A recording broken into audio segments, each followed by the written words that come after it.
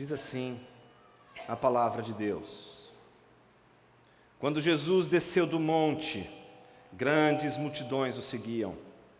Então veio um leproso e, ajoelhando-se, disse: Senhor, se quiseres, podes purificar-me.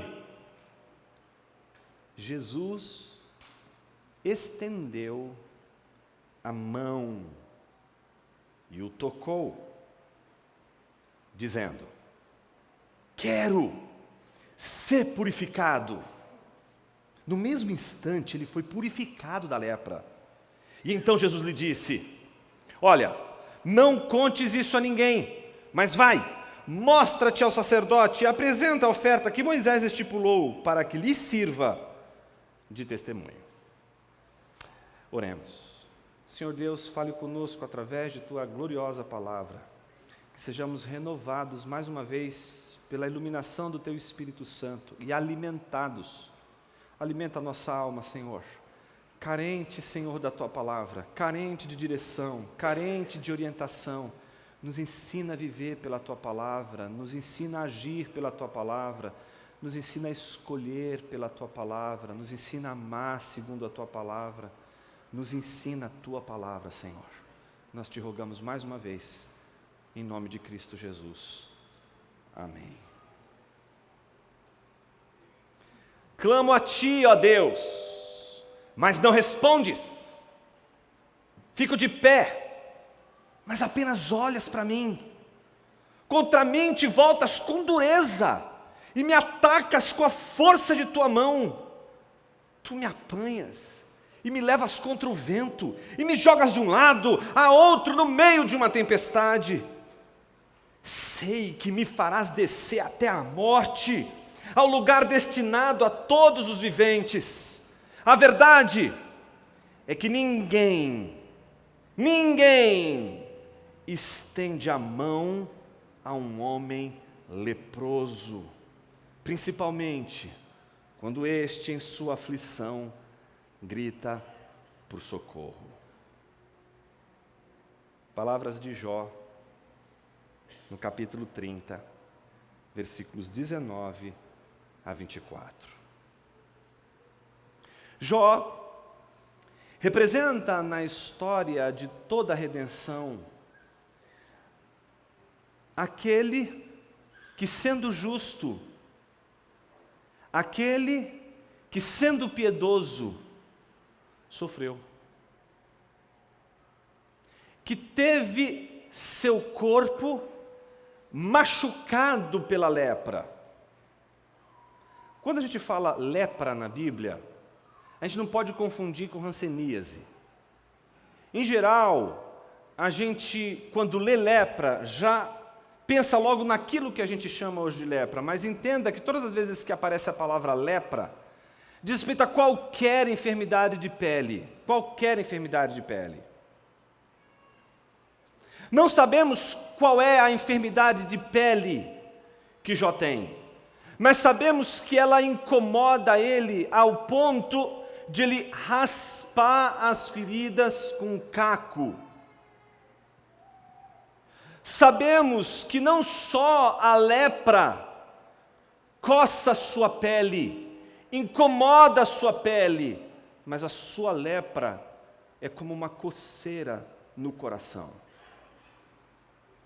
A coceira do braço, Jó encontrou no caco alívio. Mas o que fazer com a coceira do coração? E quando não é a pele que coça? E quando é o coração que coça? O coração de Jó está triturado. O coração de Jó está moído. O coração de Jó está em polvorosa, precisa de descanso, precisa de alívio, precisa de paz. E essa paz que ele busca, ele não consegue encontrar em mais ninguém, porque a lepra não só coçava a sua pele, não só coçava seu coração, mas o isolava de todos os seus iguais. A orientação bíblica era para que todo aquele que fosse, mediante o exame do sacerdote, constatado como leproso, deveria ser imediatamente afastado do arraial, imediatamente afastado do templo, não poderia participar do culto, não poderia prestar culto, não poderia se envolver com a comunidade, tinha que ficar longe da comunidade. Se você abrir a sua Bíblia agora, e eu convido para você fazer isso, em Levítico, capítulo de número 5, versículo de número 3,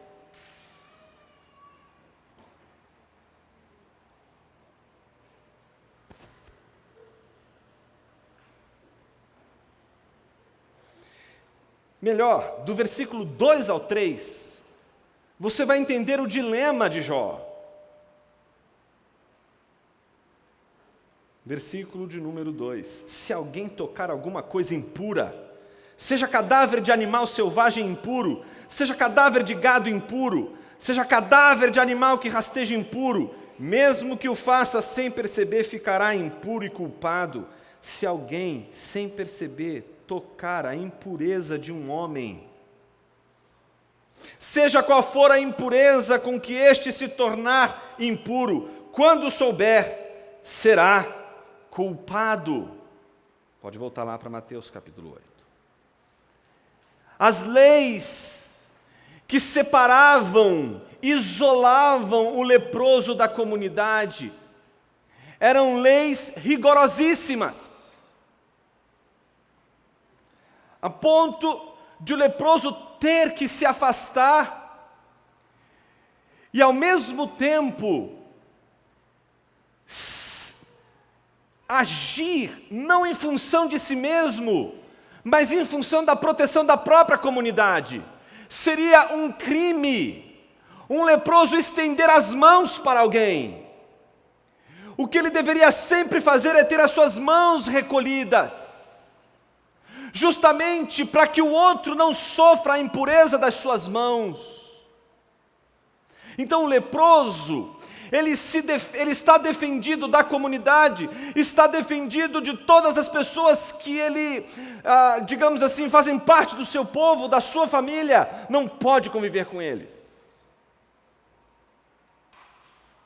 Daí a gente entende o drama de Jó, a gente entende o sofrimento de Jó, e a gente entende quando ele diz: a verdade é que ninguém dá a mão, ninguém estende a mão ao leproso, quando este, em sua aflição, grita por socorro.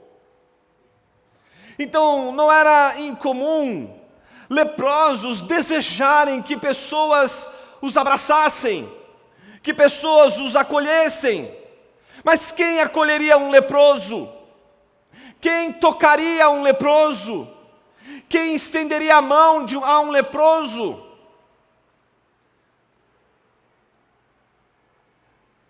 O texto que nós acabamos de ler de Mateus nos diz: quem estenderia a sua mão e tocaria um leproso? E este alguém é Jesus. Ele toca o leproso. E isso tem implicações as mais importantes nessa passagem, para que a gente possa entender por que Jesus fez o que ele fez, porque Jesus estendeu as mãos e tocou o leproso, e a gente entender que ao tocar o leproso, Jesus não estava coçando a sua pele, mas seu coração, estava trazendo paz e alívio ao seu coração. Para que a gente entenda tudo isso, a gente precisa, em primeiro lugar, lembrar do arco da nossa interpretação dos milagres em Mateus até agora. Nós vimos que Jesus começa o seu ministério com uma tríplice ação, tá certo? Primeiro ele prega, ele ensina e ele cura. Ele faz esses 3 atos, e ele faz o tempo todo, seja na sinagoga, seja por onde ele passa, ele ensina, ele prega e ele cura. Vimos isso no capítulo 4. Capítulo 5 é o grande sermão, 6, 7, o grande sermão. E o capítulo 8 retoma então a caminhada de Jesus com as multidões depois de ter feito o grande sermão. Mateus coloca exatamente esse milagre importante, logo após a descida de Jesus do monte. As intenções de Mateus aqui, mais do que cronológicas, mais do que colocar elas no tempo, é ensinar ao leitor, ao seu leitor, o que significa ler um texto em que acabou Jesus de pregar e descer do monte, uma multidão segue ele e ele cura um leproso. O que isso significa depois de tudo o que ele disse? O que significa esse ato de Jesus depois de todo o glorioso sermão que ele acabou de entregar? Então, para responder à pergunta por que Jesus tocou o leproso, a gente precisa entender exatamente em que contexto está esse ensino que Mateus está oferecendo para a igreja e por que ele é tão importante para mim e para você hoje. Esse texto ele é facilmente compreendido em 3 partes. Versículos 1 e 2, na primeira parte, versículo 3 na segunda parte e versículo 4 na terceira parte. A estrutura desse texto parece nos mostrar que Mateus quer ensinar aos seus leitores algo sobre o pecador, a graça e a lei. A primeira parte, os versículos 1 e 2, é sobre o pecador. A segunda parte, o versículo 3, é sobre a graça. O versículo 4, a terceira e última parte, é sobre a lei. Para a gente entender por que Jesus fez tudo o que ele fez, vamos analisar cada uma dessas partes. A primeira, o versículo 1 e 2 diz que Jesus desceu do monte, grandes multidões o seguiam, e a gente já sabe que essas multidões vão seguir a Jesus, pelas razões mais adversas, mais divergentes possíveis, desde para ouvir seu ensino, desde para ouvir sua pregação, ou para ser curada por ele. E Jesus está fazendo as 3 coisas, ele está ensinando, ele está pregando e ele está curando. Quando ele está no meio dessas multidões, a Bíblia diz que veio até ele um leproso.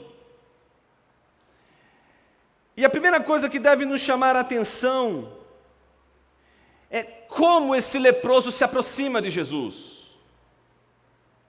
Ele não se aproxima de Jesus de uma forma, eu diria assim, presunçosa. Ele não descobre que Jesus faz milagres, que Jesus cura, e depois de descobrir tudo isso, ele chega para Jesus e diz assim: ó Jesus, eu determino que o Senhor me cure da lepra. Ele não chega diante de Jesus dizendo palavras de ordem. Ele não chega dizendo para Jesus o que ele tem que fazer. Ele não chega para Jesus dizendo assim: você precisa estender as mãos para mim. Você precisa me curar. Ele não chega diante de Jesus colocando deveres para Jesus. A Bíblia nos diz que esse leproso vai até Jesus de joelhos. Meus irmãos, não tem maior vitória que alguém possa encontrar na vida do que se prostrar diante de Jesus. Não é fácil se prostrar diante de Jesus. Principalmente quando nós estamos carregados de boas razões, ou achamos que temos boas razões para Ele fazer algo por nós. Todas as vezes que a gente acha que Deus tem que fazer algo por nós, nós temos muitas razões para dizer para Ele por que Ele tem que fazer algo por nós. Então por isso a gente não consegue dobrar os joelhos. Só dobra os joelhos quem descobre que não tem em si absolutamente nada, nenhum motivo em si para que Deus lhe faça algo. Só dobra os joelhos diante de Deus aquele que sabe que não tem nada nele, não há absolutamente nada que ele possa fazer. Então, quando a gente dobra os joelhos diante de Deus, a gente já não tem mais recurso, está entendendo? E é por isso que a graça já nos tomou. Porque a graça não te toma quando você pede socorro, ela já te tomou quando você dobrou os joelhos. Se prostrar diante de Jesus, se humilhar diante de Jesus, é saber que não há outra alternativa para você nem para mim diante dele. Não temos nenhuma ordem, nada a determinar. Não temos nada que possamos oferecer em troca. Temos apenas um pedido a fazer. Temos apenas uma súplica a fazer. E reconhecemos que Ele tem todo o poder do mundo para responder às nossas orações. Nós sabemos que Ele pode fazer tudo aquilo que nós queremos que Ele faça. E é por isso que nós nos aproximamos dEle.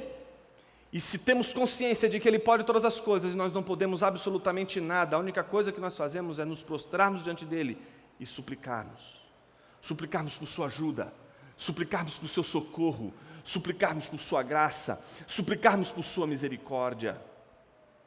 Ninguém clama pela misericórdia de Deus sem que já não esteja tomado pela graça de Deus. Se você hoje pode dobrar os seus joelhos e dizer: Senhor, tem misericórdia de mim, você só está fazendo isso porque você está cheio da graça de Deus. Se você já tem um plano, se você já tem tudo forjado, se você já tem todas as razões do mundo, talvez ainda haja necessidade de muita humilhação, porque a lepra não é suficiente para colocar você de joelhos. Mas para aquele homem, a lepra era suficiente para colocá-lo de joelhos. Se aproximar de Jesus e dizer com todas as letras: Senhor.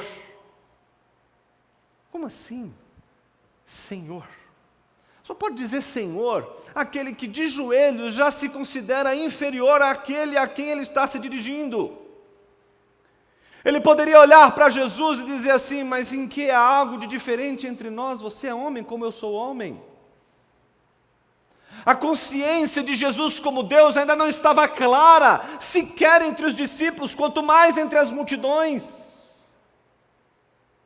Mas porque ele olha para Jesus e o chama de Senhor? Justamente porque a maneira como ele se aproxima de Jesus não é a maneira como alguém que vai negociar com ele. Não é a maneira de alguém que vai tratar de um negócio com ele e fazer assim: olha, eu tenho uma proposta para te fazer, você me livra da lepra e eu te dou meus dízimos e ofertas. Quem se aproxima sabe que nem que desse todos os seus bens, nem que desse tudo que possui, nada, absolutamente nada disso Deus precisa. E é por isso que o leproso, ele está de joelhos e com as mãos estendidas, clamando e suplicando a Jesus, porque ele sabe que não há nada nele que possa ser atrativo para Jesus dizer assim: o que você tem para me oferecer é muito importante, vou fazer negócios com você. Não tem nada que você possa oferecer para Jesus que possa atrair Jesus.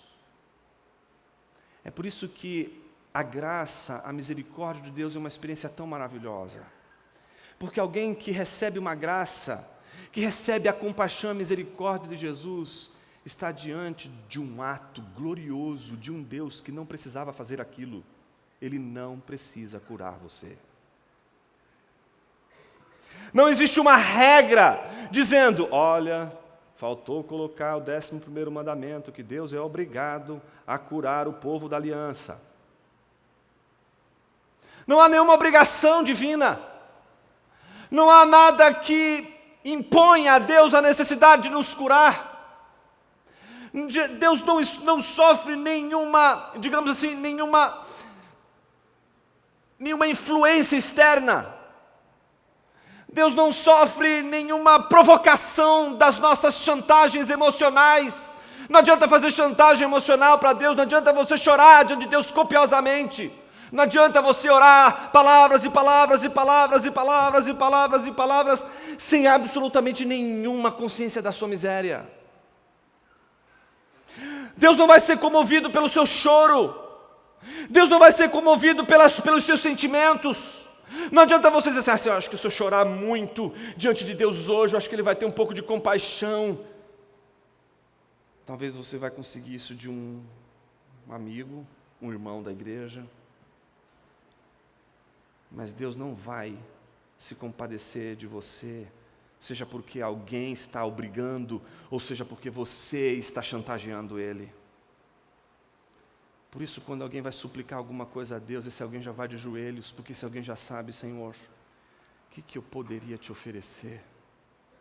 o que eu poderia te dar para que o Senhor atenda a minha oração, para que o Senhor atenda a minha súplica, para que o Senhor tenha misericórdia de mim.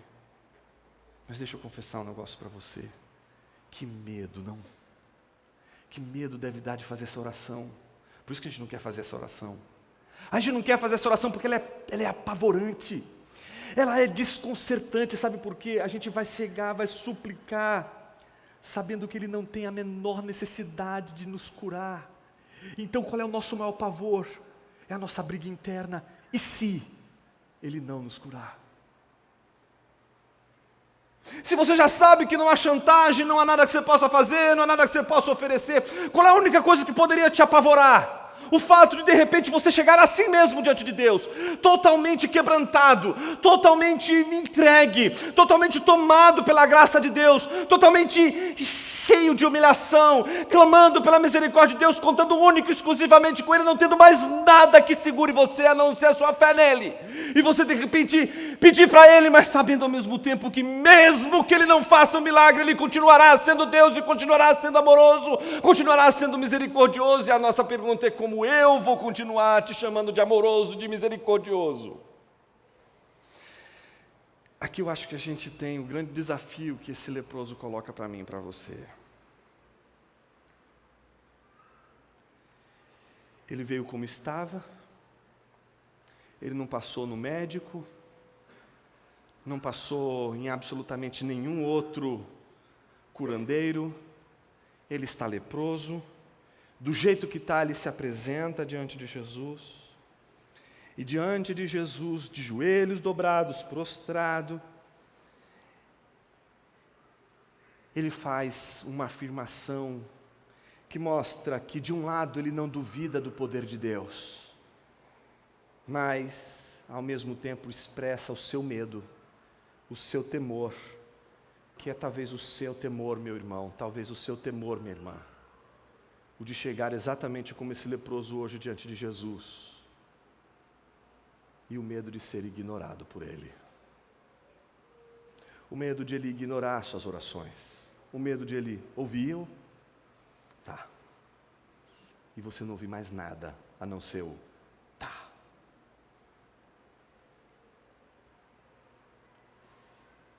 C.S. Lewis, num livro chamado Uma Anatomia da Dor, ele diz lá pelas tantas que Deus é uma espécie de sádico cósmico. E a gente só entende por que ele está dizendo isso sobre Deus quando a gente sabe que ele está enfrentando o luto, ele acabou de perder sua esposa.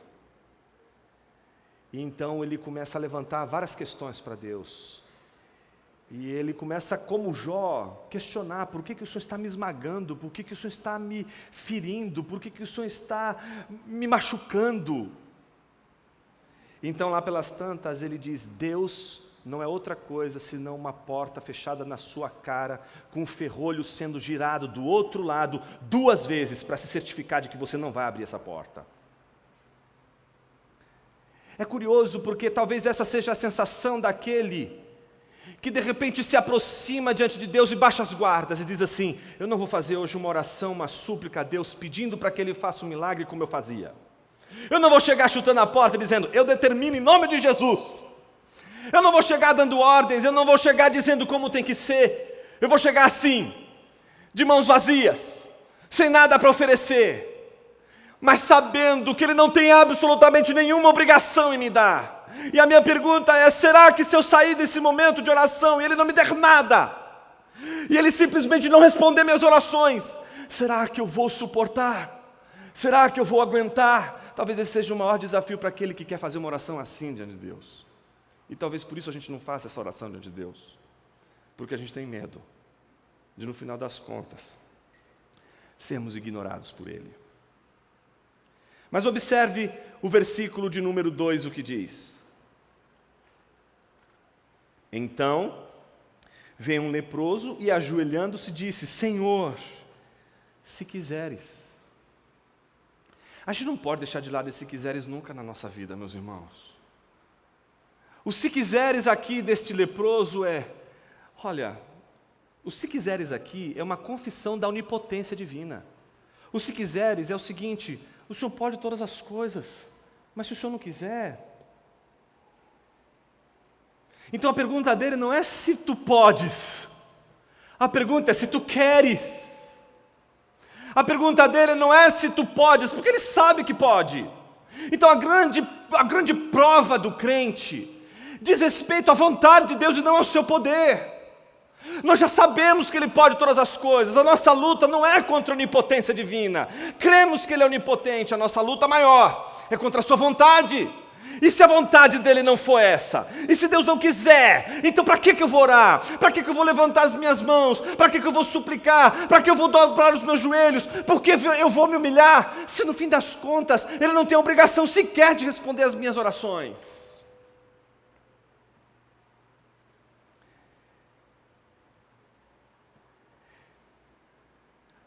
A lepra, ela não é só uma questão aqui usada por Mateus para falar da condição daqueles que tinham doenças de pele e que por isso viviam afastados e por isso não se aproximavam de ninguém.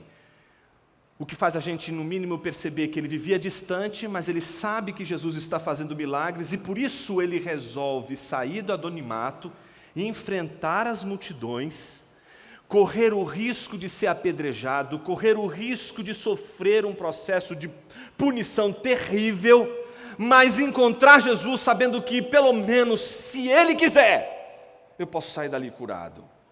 A gente sabe que Mateus está mostrando ali as condições de um leproso, mas a gente também sabe que a intenção de Mateus com os milagres de Jesus é sinalizar a história da redenção. Ele não quer só contar histórias de milagres, ele quer contar a história do Messias, ele quer contar a história do Rei Redentor, ele quer contar a história de como Jesus redimiu o seu povo, como ele redimiu o pecador. E aqui, meus irmãos, não existe nenhum exemplo que possa ser comparado ao pecado do que a lepra. O leproso é a figura do pecador, é a figura daquele que está impuro, é a figura daquele que, por estar em pecado, está então afastado de Deus, apartado de Deus, longe de Deus. E a grande pergunta é: assim como um leproso tinha dificuldades de se aproximar de pessoas, assim também o pecador tem dificuldades de se aproximar diante de Deus, porque Ele é santo e nós somos pecadores. O curioso deste pecador é que, ao suplicar a graça de Deus, ao suplicar que Jesus interceda, que Jesus venha, que Jesus, se quiser, possa purificá-lo. E purificar aqui, meus irmãos, a gente não pode perder de vista uma coisa importantíssima. São duas coisas que um leproso sofre. Ele sofre por causa da lepra, porque se ele tocar uma pessoa, ele realmente pode passar contaminar uma outra pessoa, e então, por questões, inclusive, de saúde pública, que a gente vê as leis de Deus, inclusive, orientando para que se aparte os leprosos da comunidade. Mas não é só isso. A condição de um leproso é a mesma de uma mulher com fluxo sanguíneo. Deve viver à margem, porque é considerada cerimonialmente impura. Deve viver à parte, ela não tem lepra, ela não transmite para ninguém aquilo que ela está vivendo, mas ela, por estar naquela condição, é considerada religiosamente impura. É isso que eu quero que você preste atenção nessa noite. Aquele leproso não era só considerado um doente do corpo, mas ele era considerado um doente da alma. Ele é impuro na sua alma, as pessoas não podem tocá-lo por causa de sua enfermidade, porque enquanto ele não for apresentado como curado de sua enfermidade, as pessoas que tocarem ele se tornarão impuras como ele, religiosamente falando. Ele não é só discriminado pelo seu corpo doente, mas pela sua alma apartada da graça divina, pela impureza que aquela condição lhe imputava. Assim é o pecador diante de Deus, ele é impuro, ele é apartado da glória de Deus.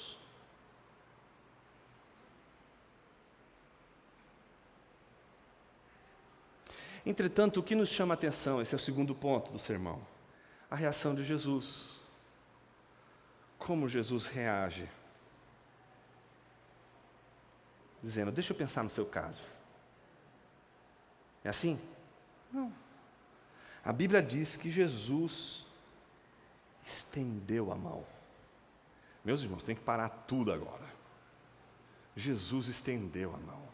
Tem até um hino, lembra? Quando ele estendeu a sua mão sobre mim. Ele estendeu as mãos. Quando ele fez isso, imagine o seguinte, ele está quebrando a lei de Moisés. Se as pessoas, fariseus, escribas, estão só procurando uma coisinha para derrubar Jesus, eles tiveram agora um coisão. Se eles estavam procurando apenas um detalhezinho para pegar Jesus, agora eles têm, uma situação de mão beijada. Por quê? Jesus quebrou a lei de Moisés. Jesus não seguiu a lei de Moisés. Jesus não seguiu o protocolo. Jesus quebrou o protocolo. Ele estendeu as mãos. Essa é a primeira coisa que deve nos chamar a atenção. E a pergunta que a gente deve se fazer é: Jesus ele poderia ter simplesmente dito: quero, fica limpo. Não vou pôr a mão em você não. Só para me garantir aqui, eu posso fazer isso, não preciso colocar em você. E a gente vai ver na semana que vem que Jesus pode fazer isso. Jesus não precisa tocar nas pessoas. Jesus não precisa estar perto delas. Jesus não precisa sequer dirigir uma palavra a elas. Ele pode curar sem sequer abrir sua boca. Então Jesus poderia olhar para aquele leproso e dizer: tá bom, fica curado. Nem estendia a mão. Mas a Bíblia diz que a primeira coisa que Jesus faz é aquilo que parece todo leproso desejar. Desde Jó até esse leproso, o que eles mais querem é que sua mão seja tocada pela mão de alguém que tenha compaixão e misericórdia. Sentir não só a pele da sua outra mão, mas sentir a pele de um igual, sentir a pele de um irmão, sentir a pele de um amigo, sentir a pele de alguém. É disso que ele está querendo. E a Bíblia diz que Jesus estendeu as mãos, quebrou todo o protocolo, tocou o leproso. Em rigor, o que deveria acontecer naquela mesma hora? Chegasse um fariseu ali, tivesse visto aquilo, ele ia: Jesus agora está impuro. Pronto, o demônio que estava no leproso agora está sobre Jesus. Era isso que ele ia dizer. Agora Jesus está impuro. Jesus agora está imundo. E agora o que precisa acontecer com Jesus? Ele precisa ser purificado. Então Jesus, ao tocar, ele se tornou impuro. E agora quem precisaria ser purificado? Jesus. Era essa a lógica. Mas a Bíblia diz que Jesus conscientemente toca aquele impuro. E a pergunta é: por quê?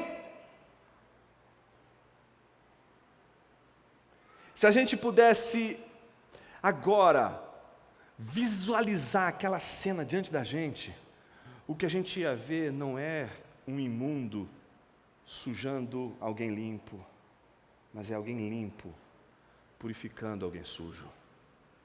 E é isso que a obra de Deus faz na nossa vida. A gente não suja Deus, a gente não mancha Deus, mas é a sua presença que nos santifica, é a sua presença que nos purifica. Ele é santo, ele é puro, e onde a sua mão tocar, tudo ficará como ele, puro. Jesus então tocou aquele pobre leproso, respondeu a oração de um leproso que, como Jó, talvez poderia ter dito várias vezes: a verdade é que ninguém dá a mão para um homem leproso quando este, em sua aflição, grita por socorro. Naquela hora, Jesus estendeu as mãos, tocou a mão do leproso, e aqui, meus irmãos, o que nós vemos? A autoridade de Jesus em primeiro lugar. Toda a discussão de Mateus até agora, ela vem se travando sobre a autoridade do rei Jesus. Jesus é o rei. Então já temos a questão da linhagem, a genealogia que comprova que Jesus é Messias, que Jesus é rei. Já vimos que Jesus ensina, prega e cura, são sinais do rei. Mas nós vimos que no batismo a palavra de Deus confirma, testemunha que Jesus é o Messias, o Filho de Deus. E o que nós vemos aqui não é outra coisa senão Jesus exercer sua autoridade, inclusive sobre a lei.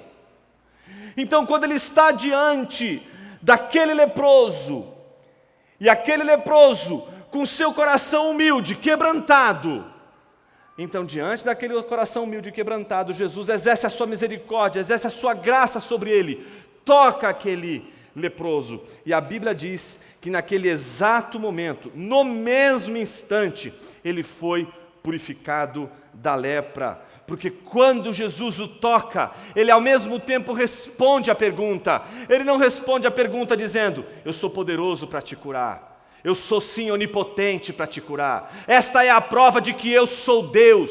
Eu sou Deus, então eu provo para você que sou Deus. Faço um milagre e aconteço. Não. Ele demonstra a sua autoridade, não porque ele pode curar, mas porque ele quer. Deus é o único ser que não passa à vontade. O que ele quer, ele faz. Tudo que a gente quer, né? É ser como Deus. Querer e realizar. Mas só ele pode fazer tudo aquilo que ele realmente quer. E o curioso é que Jesus queria purificar aquele leproso. Algumas coisas a gente não pode perder de vista. O fato de que o olhar de Jesus como rei não é o olhar que vai menosprezar aquele leproso que é marginalizado. É como se os olhares de Jesus percorressem todos, desde o leproso ao que tem a pele como de um bebê. Ele vai olhar todos, e os seus olhos vão correr toda a face da terra, e ninguém vai escapar do seu escrutínio, ninguém vai escapar do seu exame, ninguém vai escapar do seu olhar. A Bíblia diz que Jesus não fez assim com ele. Você vai fazer uma campanha, são 7 semanas, você vai passar óleo ungido em todas as feridas, e depois você vai lá no Tietê, tomar um banho 7 vezes lá no Tietê, e quando você tomar pela 7ª vez o banho, você vai ficar puro, não é? E você vai ficar com a pele como a de uma criança. Jesus não manda ele fazer uma campanha, Jesus não dá uma palavra de ordem, não repreende um demônio, não diz assim: ó demônio da lepra, saia desse indivíduo. A Bíblia diz: quero, fica limpo. Ao dizer quero, e o leproso ser imediatamente curado, Jesus realiza um milagre. Jesus faz o que um sacerdote não poderia fazer. O sacerdote não pode tocar o enfermo e curá-lo. O sacerdote só pode tocar o enfermo para saber e comprovar para todo mundo que ele foi curado e que agora todo mundo pode tocá-lo. Mas o sacerdote não pode curá-lo. O sacerdote não pode fazer nada por ele. E daqui deriva a autoridade de Jesus. Jesus toca aquele leproso porque ele realmente pode fazer por aquele leproso o que sacerdote nenhum pode fazer por aquele leproso. Mas então entra o problema da lei, essa é a terceira e última parte. Jesus, ao quebrar a lei, pelo menos o protocolo que precisaria ser cumprido ali, ele fica aparentemente em maus lençóis. E a gente compreende o porquê da preocupação de Jesus com a sua recomendação logo em seguida, no versículo de número 4. E agora nós vamos ver, depois de ele manifestar sua graça curando aquele leproso, agora o embate com a lei. Veja que coisa curiosa, Jesus vai dizer: olha, não contes isso a ninguém. E a gente já sabe, pelo versículo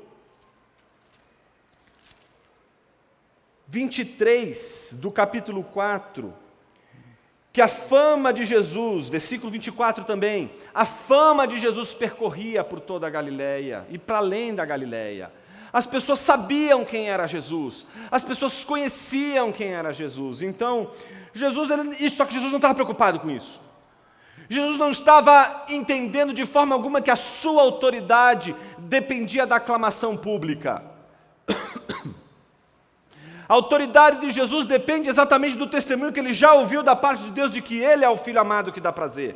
Tudo aquilo que ele precisa saber, toda a aclamação pública que o torna rei efetivo desse universo para reinar naquelas condições que ele está reinando neste momento da história da redenção, é dada por Deus pelo testemunho de Deus. Mas Jesus diz para aquele leproso: não conte nada disso para ninguém. Não é? Se Jesus fosse como os nossos youtubers de hoje, ele não ia perder uma oportunidade dessa nunca. Ele ia tirar uma selfie com um leproso e dizer assim: olha aqui o milagre que eu fiz hoje. Mas o que a gente vê é o contrário. Nós vemos Jesus dizendo: não conte isso para ninguém. Vamos eliminar aquelas possíveis interpretações equivocadas. Primeiro, uma falsa modéstia de Jesus. Vamos tirar isso aqui de lado? Do tipo, Jesus está dizendo assim: não fiz nada não, eu sou, né? Quando alguém fala assim: você fez um bom trabalho hoje, né? Imagina, cara, eu fiz só a minha obrigação, tá certo? Mas não precisa contar para ninguém não, eu sou uma pessoa muito recatada, uma pessoa muito na minha, não precisa ficar falando nada para ninguém, não deixa ninguém saber o negócio dele. Vamos arrancar isso daqui da frente. Se você interpretou Jesus dessa forma, meu irmão, é só pedir perdão para Jesus, está perdoado, tá bom? Não peques mais. Jesus não está aqui praticando a falsa modéstia. Por outro lado, o que Jesus estaria fazendo então? E parece que o leproso não ajudou Jesus. Jesus queria se proteger de uma situação que o leproso não conseguiu ajudar Jesus nesses termos, certo?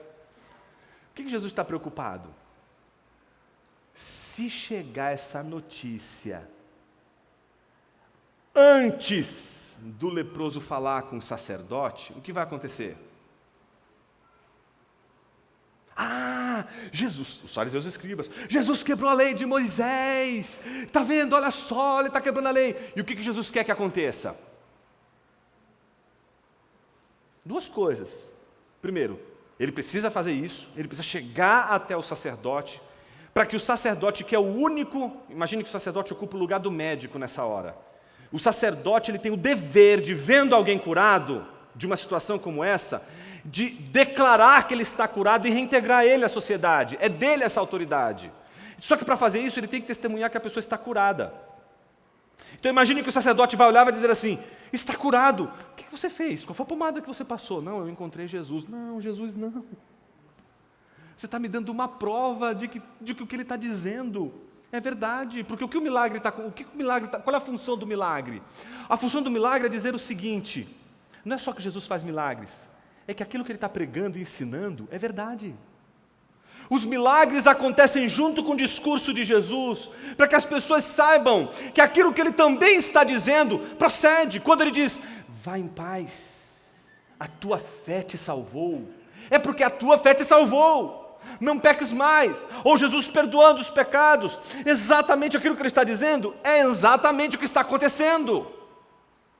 Então imagine que Jesus está dizendo para ele, orientando o seguinte: olha, não conta nada para ninguém, vai direto para o sacerdote, tá certo? O que ele tem que fazer quando ele vai direto para o sacerdote? Jesus disse para ele: quando você chegar no sacerdote, tá certo? Mostra-te a ele e apresenta a oferta que Moisés estipulou para que lhe sirva de testemunho. Então, vamos abrir lá rapidamente em Levíticos capítulo 13.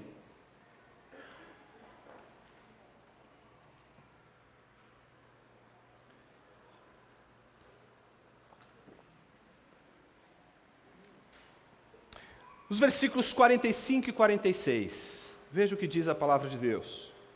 O leproso que tem feridas, vestirá roupas rasgadas, andará descabelado, cobrirá o lábio superior e clamará: impuro e impuro. Imagina, essa é a situação, ele tem que fazer por isso, tem que fazer assim. 46, enquanto a ferida da lepra estiver nele, estará impuro. Ele estará impuro, viverá só, pois sua habitação será fora do acampamento. Foi isso que aconteceu com Jó, era isso que estava acontecendo com esse rapaz que foi curado por Jesus. Agora, observe os versículos 1 a 5 do capítulo 14. Em seguida, o Senhor disse a Moisés, aqui vem a lei de Deus: esta será a lei sobre a purificação do leproso. Ele será levado ao sacerdote, e este sairá do acampamento e o examinará. Então o que vai acontecer? O sacerdote vai sair com ele do acampamento, vai examinar ele, tá certo? Se a doença do leproso tiver sarado, o sacerdote ordenará que se peguem 2 aves vivas e puras, madeiras de cedro, camesim e isopo, para aquele que será purificado. Ordenará também que se sacrifique uma das aves numa vasilha de barro sobre água corrente. Então o que ele precisa fazer? Um ritual de reintegração àquela comunidade. Então agora que ele é impuro e ele foi purificado, o sacerdote testemunha, tá certo? Avaliza que ele está curado, e avalizando a cura dele, é feito um sacrifício, porque é só por meio desse sacrifício que ele entra novamente na comunidade. Então o que Jesus estava dizendo para ele? Obedece à lei. Faça exatamente como Moisés ensinou. Meus irmãos, agora você tem que fazer tem que dar uma tela azul agora na sua cabeça. No roteiro do sermão, agora eu olho para vocês e vocês fazem... sabe por quê? Jesus está dizendo... Imagina se você vai educar seu filho. Tá certo? Você joga papel no chão e diz para o menino: obedeça papai, não jogue papel no chão. Tá certo? Jesus acabou de quebrar a lei e está dizendo para ele: obedeça a lei de Moisés. Quando a gente lê essa passagem, a gente tem que ter essa interrogação. Tem que se perguntar por que Jesus quebrou e por que agora ele não pede para que o rapaz não quebre, para que o rapaz siga a lei. Jesus poderia ter dito para o rapaz o seguinte: eu já curei você, sabe? Esses fariseus e escribas são terríveis, são gente da pior espécie, eu não estou nem aí com eles, o lugar deles é no inferno, já vou dar um lugar para eles bonitinho ali. Fique em paz, nem faça mais nada, tá certo? Só viva agora cantando o hino, só cante hino agora. Sai daqui cantando e saltando com alegria, porque está tudo resolvido entre nós. Não. Jesus quebra um princípio, mas ao mesmo tempo pede que ele siga o princípio. A pergunta é por quê? No primeiro momento, Jesus quebra o protocolo, porque naquele exato momento, a maior autoridade, aquilo que está em jogo, não é a lei ser cumprida, mas a vontade de Deus ser realizada. E é incrível quando naquele exato momento em que ele vê ele sofrendo, pedir para ele, e ele quer, ao Jesus tocar, Jesus faz o que nenhum homem faria. Por que Jesus toca aquele leproso? Porque Jesus, diferente de qualquer um de nós, não poderia tocá-lo e curá-lo. Mas Jesus, ao tocar, Jesus o cura. Só que Jesus, ao tocar, Jesus não quer só curar ele de uma lepra. A grande pergunta que a gente tem que se fazer é: por que cargas d'água? Um leproso diz: a verdade é que ninguém dá a mão ao homem leproso quando este em sua aflição grita por socorro. Se Jesus sequer precisava estender as mãos, Jesus não queria só curar aquele leproso, Jesus queria pegar na mão dele. E a maravilha da graça de Deus sobre as nossas vidas, meus irmãos, é a experiência dos afetos de Deus. Meus irmãos, Deus não é um primeiro motor imóvel, indiferente a tudo o que acontece. Uma das verdades mais cruciais do Evangelho é a doutrina da Trindade. E a doutrina da Trindade só se sustenta se cada uma das pessoas da Trindade forem realmente concebidas como pessoas. Então, o Pai é uma pessoa, o Filho é uma pessoa, o Espírito é uma pessoa. Isso significa que se são pessoas, têm consciência, se tem consciência, interagem, têm afeições. Muitas vezes a gente se pergunta: mas será que Deus tem afeições? E essa é uma grande pergunta. A maior parte da nossa tradição entende que Deus não tem afeição nenhuma. Isso está tanto numa confissão de fé como a de Westminster, como está na nossa confissão de fé 1689. As duas vão ser peremptórias em dizer que Deus é inafectível. Deus não padece de nenhuma afecção. Mas quando eles se referem a esse tipo de situação, eles não estão se referindo, por exemplo, a Jesus, que não somente é uma pessoa, mas uma pessoa que tem corpo. É uma pessoa que, como nós, toca, tem fome, tem sede. Então Jesus, naquele exato momento, Ele faz aquilo que qualquer pessoa humana faz, que é tocar alguém. Não só se compadecer curando, não só fazendo um milagre, mas acolhendo, tocando. Meus irmãos, eu entendo que a graça de Deus se manifesta também enquanto Jesus demonstra os seus afetos, seja tocando as mãos de um leproso, seja acolhendo crianças em seus braços. Não podemos nos relacionar com Deus que não manifesta absolutamente nenhuma graça nem compaixão pelos seus. Por isso, o maior esforço do Evangelho é nos fazer de alguma forma perceber que mesmo no silêncio de Deus, nós estamos diante de um Deus amoroso, mesmo que a gente não entenda o porquê Ele está em silêncio, estamos diante de um Deus amoroso, um Deus compassivo, um Deus misericordioso e que não vai tratar todo mundo igualmente. Por isso eu quero dizer para você, meu irmão, você, minha irmã, que está aí, há anos esperando que Deus faça alguma coisa em você, porque você viu Deus fazer alguma coisa no outro. E você fez daquilo a regra da sua vida. Se eu não tiver essa experiência com Deus, nada vai mudar. Meu irmão, por que você faz isso com você e com a glória de Deus? Porque você é pequena. A experiência maravilhosa que você pode ter com Deus, justamente reduzindo o agir dele ao que ele fez no outro, no Beltrano, no Ciclano. Por que você está pensando em como Deus age em você com base no como ele age no outro? Meus irmãos, a palavra de Deus diz que ora Jesus tocou o leproso, ora Jesus simplesmente disse, vai, você já está curado, ora Jesus cuspiu no chão, ora Jesus estendeu a mão, ora a gente vê Jesus usando de todas as formas, não existe uma forma para Jesus fazer milagre. Então o que a gente está ali não é um ritual de cura, Jesus não estendeu a mão porque era um ritual de cura, vamos estender as mãos para curar. Não, Jesus estendeu a mão porque Ele está respondendo à oração de alguém que diz, por que ninguém dá a mão a um leproso, quando este em sua aflição grita por socorro? Jesus então não somente cura ele da lepra, mas coça o seu coração. Aquele coração que ele não consegue coçar, com o mesmo caco que ele coça as feridas, é agora apaziguado pela demonstração de amor de Jesus por ele.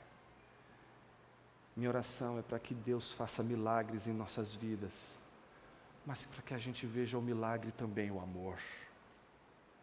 Para que a gente não veja só o poder, para que a gente veja a sua vontade. Para que todas as vezes que você provar de uma graça, de uma misericórdia que Deus derramou sobre você, você não veja ali só poder, você veja ali também a vontade dEle, você veja ali a misericórdia dEle, você veja dEle ali a compaixão. Para encerrar,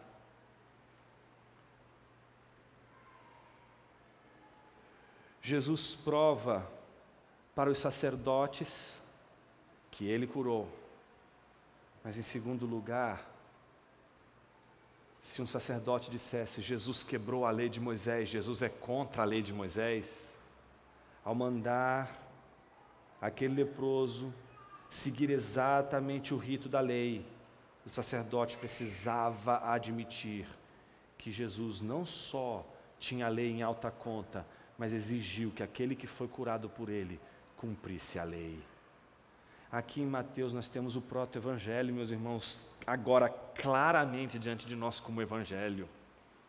O pecador que suplica pela misericórdia de Cristo e que conta não com o seu poder de salvar, mas com a sua vontade, e que é agraciado pela graça do evangelho, pela vontade de Jesus e é salvo, mas que ao mesmo tempo é conduzido por Jesus agora a obedecer às leis de Deus, não para ser salvo, mas obedecer às leis de Deus, porque é assim que Deus quer que o seu povo caminhe, cumprindo a lei de Deus, não para ser salvo, mas cumprindo a lei de Deus para ser feliz, para agradar a Deus, para louvar a Deus, para glorificar a Deus com a sua obediência, mas não fazer da sua obediência uma maneira de dizer para Deus: agora o Senhor tem que me curar, agora o Senhor tem que me ouvir, agora o Senhor tem que me libertar.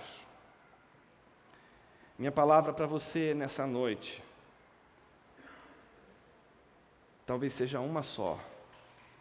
Vamos orar. Mesmo sabendo que a vontade de Deus é que vai determinar todas as coisas. Vamos orar e suplicar, mesmo sabendo que Deus é poderoso e que tudo depende do seu querer. Segundo, talvez a lepra não esteja no seu corpo. Talvez a sua lepra hoje não seja uma lepra visível. Talvez a sua lepra seja invisível. Talvez a sua lepra seja a sua mente leprosa. Me dirijo àqueles que não têm mais controle sobre os seus próprios pensamentos, que se sentem imundos, que se sentem à parte da igreja de Cristo Jesus, que se sentem à parte dos santos por causa da imundície do seu pensamento, do seu coração, porque a sua imaginação e o seu pensamento não cogitam das coisas de Deus, mas cogitam de coisas as mais terríveis, as coisas mais funestas, as coisas que mais quebram a dignidade humana e não trazem glória para o Filho. Quero me dirigir a você que tem a sua imaginação dominada por uma legião e que não consegue ter paz, porque sabe que as suas mãos só estão fazendo o que estão fazendo por causa dessa lepra na sua mente, essa farpa na sua mente. Porque você sabe que o controle que você queria ter com as suas mãos, com seus pés, com o seu corpo, você não consegue, porque a sua mente está toda tomada desta lepra. Talvez você tenha feito de tudo nessa vida para se livrar desses pensamentos. Hábitos, por exemplo, uma regra: eu acho que eu vou ler mais a Bíblia. E aí você acreditou que se lesse a Bíblia todos os dias, nenhum pensamento impuro tocaria a sua mente. Se eu encher minha mente de Bíblia, eu vou encher minha mente de coisas boas, porque na verdade a mente vazia é a oficina do diabo, né? Então se eu encher de Bíblia, minha mente vai ficar maravilhosa. Então a gente acredita nisso. A gente não lê a Bíblia para ser alimentado, a gente lê a Bíblia para tentar resolver o problema da enfermidade da nossa imaginação. Talvez você tenha orado para Deus tantas vezes, dito: Senhor, me cura. Não de uma enfermidade no seu corpo, mas da enfermidade da sua alma e do seu coração. E você tem sido escravo de hábitos que não glorificam a Deus, mas que estão afinadíssimos com uma mente leprosa, com uma alma leprosa. Só existe um caminho para você hoje. E esse caminho se chama dependência de Deus. Só a graça de Deus vai libertar seus pensamentos maus. Só a graça de Deus vai dar graça na tua imaginação e purificar a tua imaginação. Mas a minha pergunta é: você tem coragem de hoje chegar diante de Jesus assim? Simplesmente para dizer: Senhor, toma a minha mente, ocupa a minha mente, mas se tu quiseres, eu sei que tu podes, eu sei que o Senhor pode me curar toda a imaginação terrível que toma conta da minha mente e das minhas mãos, mas por que o Senhor não cura? Porque o Senhor está me levando até as últimas consequências para eu saber que eu não sou capaz, para eu saber que eu não tenho forças. Então, Senhor, eu estou dizendo com todas as letras: eu não tenho força mais nenhuma, me toma, me possui. Se você é alguém nesses termos, Eu não quero orar por você, eu quero orar com você, porque essa graça eu quero para a minha mente, quero para o meu coração, quero para a minha imaginação hoje. Eu quero, em oração com vocês, meus irmãos, pedir que Deus tenha misericórdia de nossa imaginação, tenha misericórdia de nosso coração e nos alcance com o Evangelho mais uma vez. Será que podemos orar a Deus hoje, juntos, pedindo para que Ele tenha mais uma vez misericórdia, mesmo sabendo que se Ele pode todas as coisas, é Ele querendo que podemos ter as nossas orações atendidas? Oremos então, meus irmãos.